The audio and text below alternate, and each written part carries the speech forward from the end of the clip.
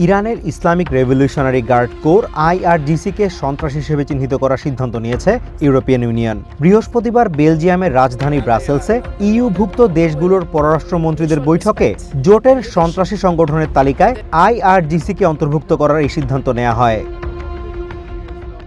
European কমিশনের vice president এবং EU foreign policy chief কায়া কালাস বলেছেন, ইরানের সরকার বিরোধী বিক্ষোভকারীদের বিরুদ্ধে সহিংস পদক্ষেপ এবং হাজার হাজার বিক্ষোভকারীকে হত্যার ঘটনার প্রতিক্রিয়া হিসেবেই এই রাজনৈতিক পদক্ষেপ নিয়েছে ইইউ।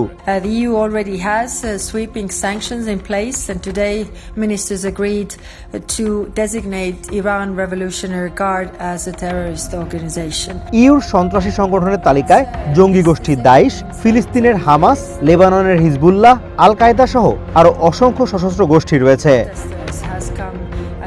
কায়া কালাস আরো জানান, এদিন আইআরজিসির বিরুদ্ধে পদক্ষেপ নেওয়া ছাড়াও ইরানের স্বরাষ্ট্রমন্ত্রী সহ বিক্ষোভকারীদের বিরুদ্ধে সহিংস পদক্ষেপের সাথে সংশ্লিষ্ট সবার ওপর নিষেধাজ্ঞা আরোপের সিদ্ধান্ত নেওয়া হয়েছে। Ministers also imposed sanctions on those responsible for the brutal crackdown of protests, including the Minister of Interior.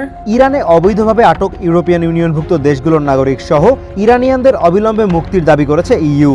Ministers were clear that Iran must release all those unjustly detained, including the European Union. ব্রাসেলসে European কাউন্সিলের বাইরে শত শত মানুষ জড়ো হয়ে ইইউর এই পদক্ষেপকে স্বাগত জানিয়েছে। নিকো আবু তালেবি নামে এই আইনজীবী বলেন, অনেক বছর ধরেই তারা এমন দাবি জানিয়ে আসছিলেন। অবশেষে এই পদক্ষেপ নেয়ায় স্বস্তি প্রকাশ করেন তিনি।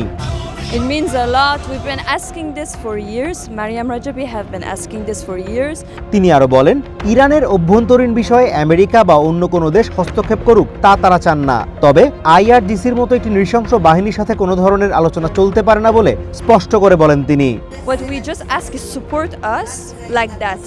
Just say we do not negotiate with terrorists and it ends there. এই সিদ্ধান্তের আওতায় ইইউভুক্ত দেশগুলোতে আইআরজিসি সদস্যদের সম্পদ জব্দ করা, তাদের কোনো তহবিল সরবরাহ না করা এবং তাদের উপর ভ্রমণ নিষেধাজ্ঞা আরোপ করা হবে। আইআরজিসির অনেক সদস্য এরই মধ্যে নিষেধাজ্ঞার আওতায় রয়েছে। Azimur Rashid Kanak, one international desk.